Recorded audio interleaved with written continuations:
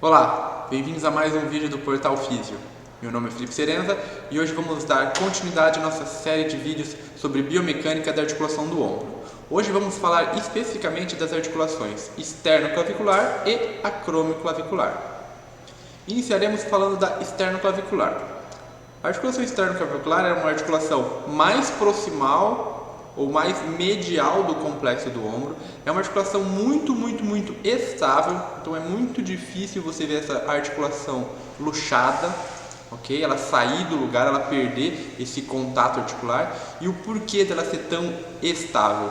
O primeiro ponto importante é que ela tem uma anatomia que favorece essa estabilidade, e eu vou mostrar para vocês adiante o que eu quero dizer com isso. E ela tem ligamentos muito fortes. A gente pode observar aqui os ligamentos externo-claviculares, que são espessamentos da cápsula articular que são muito fortes. A gente tem o ligamento interclavicular e o ligamento também costoclavicular. Esse complexo ligamentar promove uma estabilidade muito importante. Então, dificilmente você vai ver essa articulação luxada. Aqui nessa foto a gente pode observar um pouquinho mais a anatomia. Então ela tem uma anatomia bem característica, que a gente fala que é uma articulação em cela. Então, de um ponto de vista, ela é côncava e ela é convexa ao mesmo tempo. E isso vai ter implicações interessantes na sua movimentação, principalmente na movimentação articular fina, na artrocinemática. Então, pensando nos movimentos tanto macro da osteocinemática quanto micro ali da artrocinemática, durante os movimentos de elevação, a gente tem o rolamento por um lado e o deslizamento na direção contrária. Entretanto, quando a gente fala na protração e retração da clavícula em relação ao externo, respeitando aquela regra do côncavo-convexo, durante a protração ou durante a retração, a gente tem tanto o rolamento quanto o deslizamento na mesma direção. E a gente tem ainda um movimento bastante importante, que é a rotação posterior, que acontece durante os movimentos de elevação, principalmente o movimento de flexão do ombro. Aqui a gente consegue entender um pouquinho melhor da artrocinemática. Então aqui uma vista superior do movimento de retração. Então, como eu disse para vocês, respeitando a regra do côncavo convexo, no movimento de retração e no movimento de protração, o rolamento e o deslizamento da clavícula em relação ao externo é na mesma direção. Já quando a gente vai pensar tanto nos movimentos de elevação quanto o retorno da elevação à depressão, eles também respeitando a regra do côncavo convexo, a gente tem o rolamento numa direção e o deslizamento na direção contrária. Passando agora para a articulação acromioclavicular, já é uma articulação com superfícies planas, então por isso ela não é tão estável quanto a articulação externo-clavicular.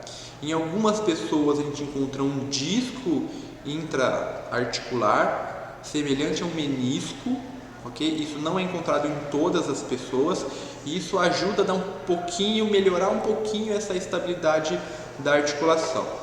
Uma semelhança que ela tem com a articulação externo-clavicular é que ela tem um complexo ligamentar muito forte, o que promove uma boa estabilidade para a articulação. O que eu quero dizer com isso? Ela não é tão estável quanto a externo-clavicular, mas mesmo assim não é uma articulação que é frequentemente luxada. Precisa de um trauma com uma boa energia para você luxar essa articulação devido a esse complexo ligamentar tão forte.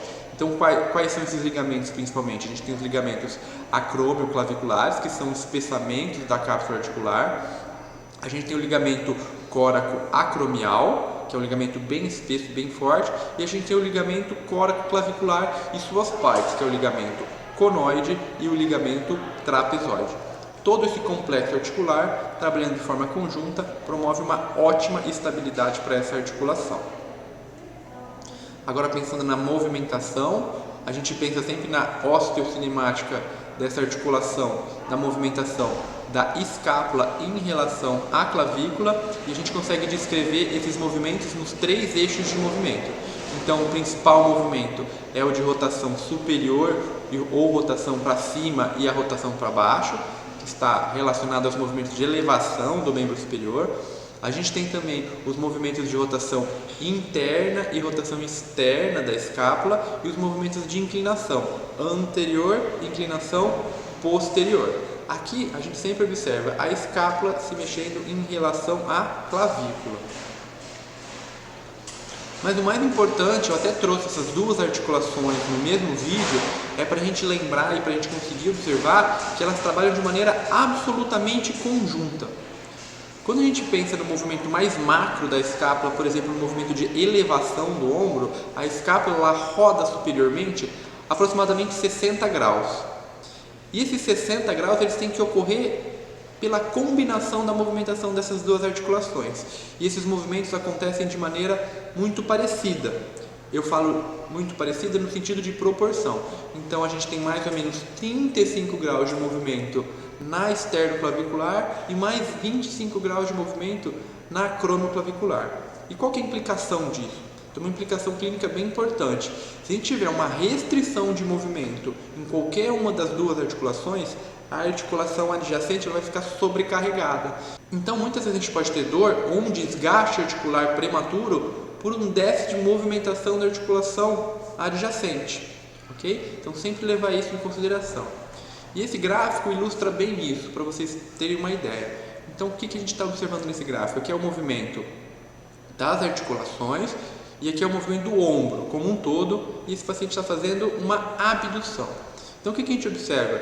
Que esse gráfico ele é relativamente linear. Então a gente tem a articulação externoclavicular com bastante movimento desde os primeiros graus de elevação do ombro, e a cronoclavicular ela demora um pouquinho mais para começar a movimentação, mas ela tem um aumento mais abrupto, mais importante quando esse paciente chega a 130 graus de elevação. E lá no final, ambas as articulações se movimentaram aproximadamente 30 graus. Então fica aqui a mensagem, sempre que a gente for avaliar a articulação externo-clavicular, a gente tem que olhar junto a cronoclavicular e vice-versa. E isso tem implicações clínicas bem diretas, ok? Bom, finalizamos aqui mais um vídeo. Se você gostou do conteúdo, não deixe de se inscrever no canal, ativa o sininho que você vai receber todos os nossos vídeos em primeira mão. Siga a gente também no nosso Instagram, ele está aqui embaixo desse card. Um abraço!